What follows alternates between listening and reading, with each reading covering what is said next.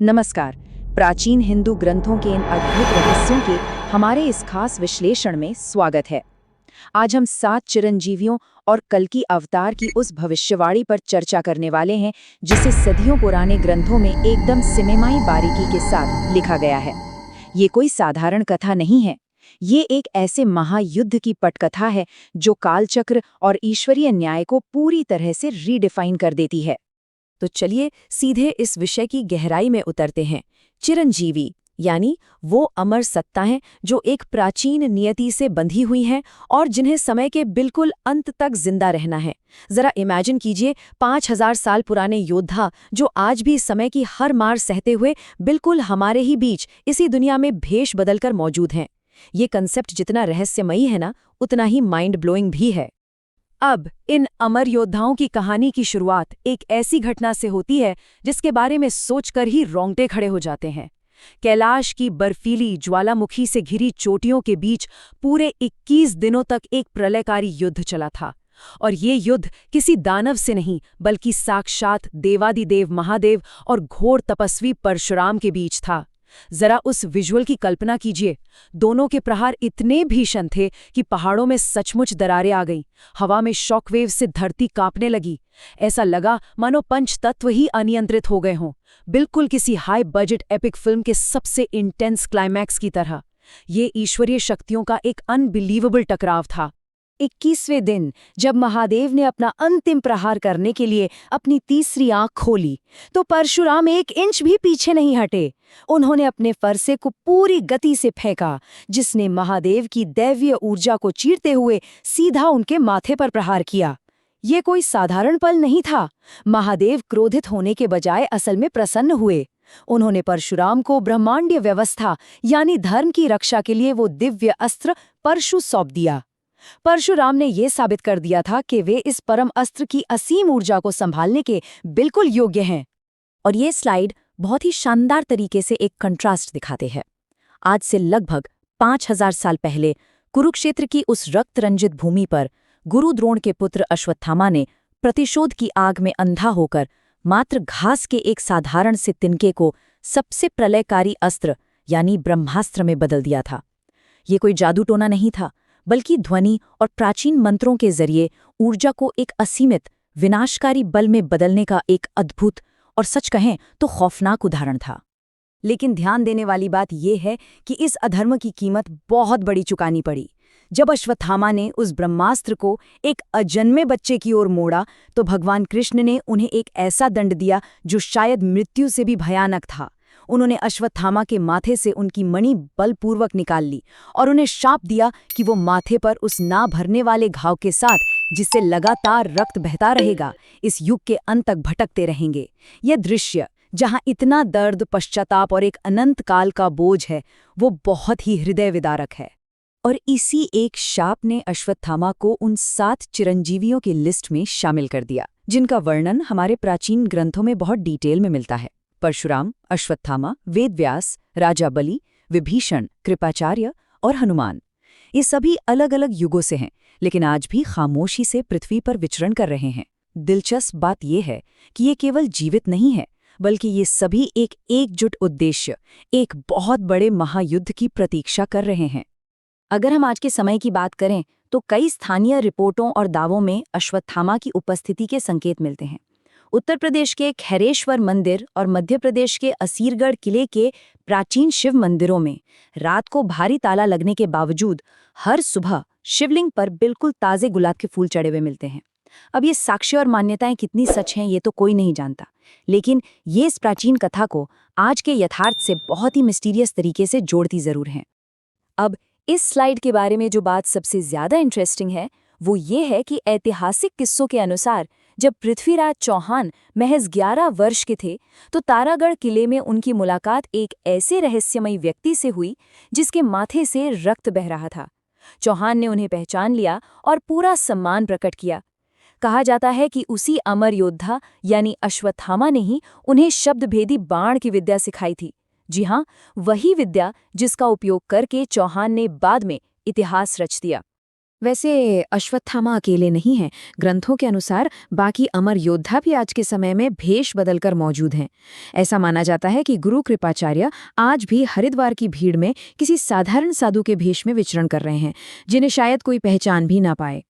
वहीं दूसरी ओर लंका के घने जंगलों में विभीषण बिल्कुल खामोशी से इन बदलते युगों को ऑब्जर्व कर रहे हैं। ये विचार ही अपने आप में कमाल का है कि इतनी महान आध्यात्मिक शक्तियों वाले व्यक्तित्व आज इसी वक्त इसी दुनिया में हो सकते हैं। तो सवाल उठता है कि ये सब खामोश क्यों हैं? दरअसल वे प्रतीक्षा कर रहे हैं कलयुग के उस चरम की, जब नैतिकता पूरी तरह से खत्म हो जाएगी।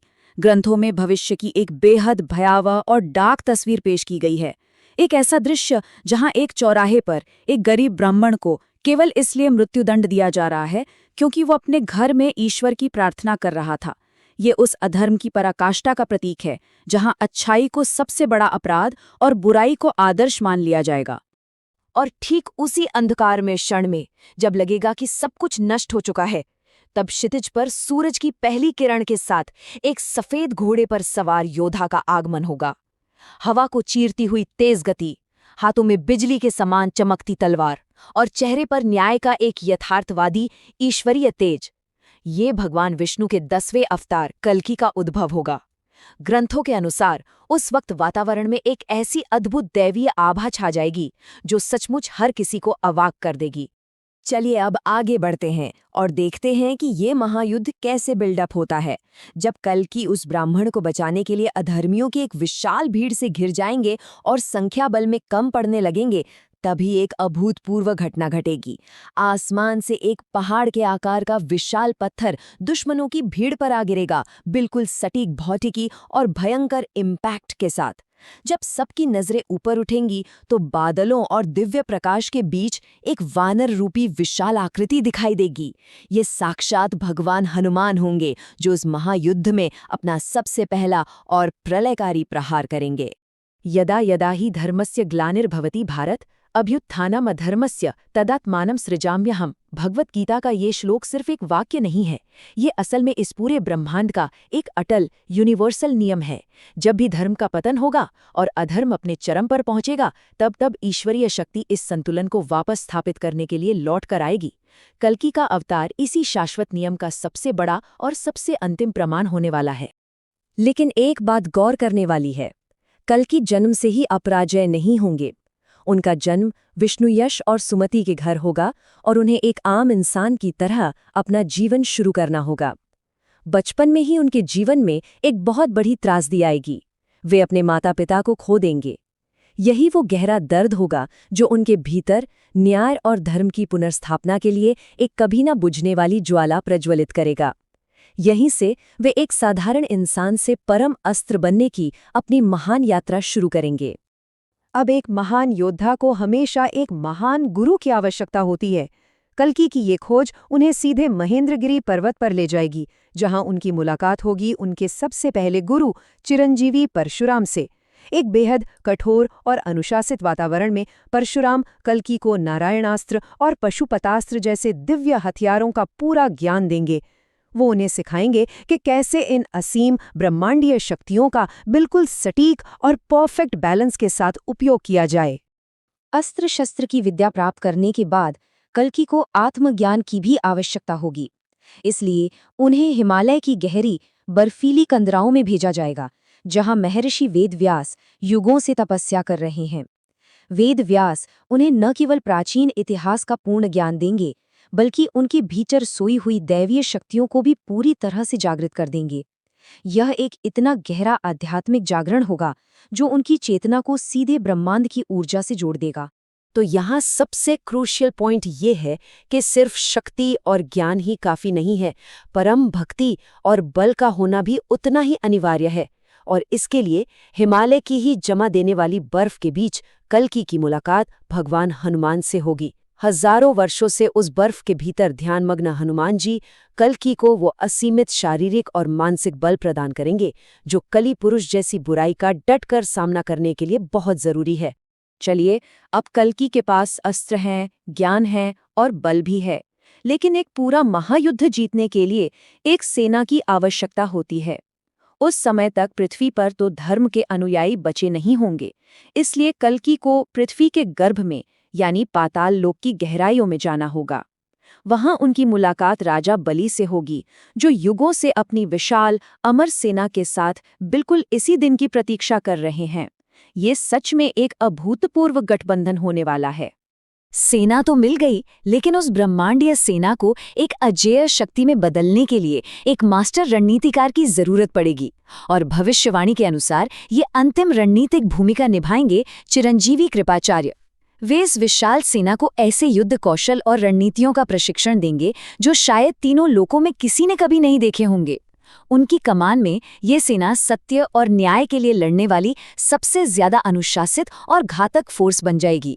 और अंततः वो समय आएगा जब कल्कि के नेतृत्व में सातों चिरंजीवी परशुराम, अश्वत्थामा, वेदव्यास, राजा बलि, विभीषण, कृपाचार्य और हनुमान एक साथ एकत्रित होंगे। जरा कल्पना कीजिए इस पौराणिक महायुद्ध के उस सिनेमैटिक स्केल की, जहां ये सभी दिग्गज एक साथ कलिपुरुष और उसकी अधर्मी सेना से पूरे वेग से टकराएंगे। यह युद्ध अंधकार का हमेशा के लिए अंत करेगा और एक नए स्वर्णिम युग यानी सतयुग की शुरुआत करेगा। ये धर्म की परम विजय होगी। ये पूरी समयावधि युगों का ये विशाल चक्र और इन 7 अमर योद्धाओं की खामोश उपस्थिति सच में ब्रह्मांड की विशालता का एहसास कराती है। ये कथाएं मात्र कहानियां नहीं है, बल्कि समय, कर्म और धर्म का एक बहुत ही विस्तृत विज्ञान है। अब इस पूरे विश्लेषण के अंत में एक बहुत ही दिलचस्प प्रश्न उठता है। यदि आज के इस आधुनिक युग में किसी को इन छिपे हुए चिरंजीवियों में से किसी एक से मिलने का या उनसे कुछ सीखने का अवसर मिले, तो वो अमर योद्धा कौन होना चाहिए? इस अद्भुत रहस्य पर जरूर विचार कीजिएगा। एक नई दिव्य कथा जल्द।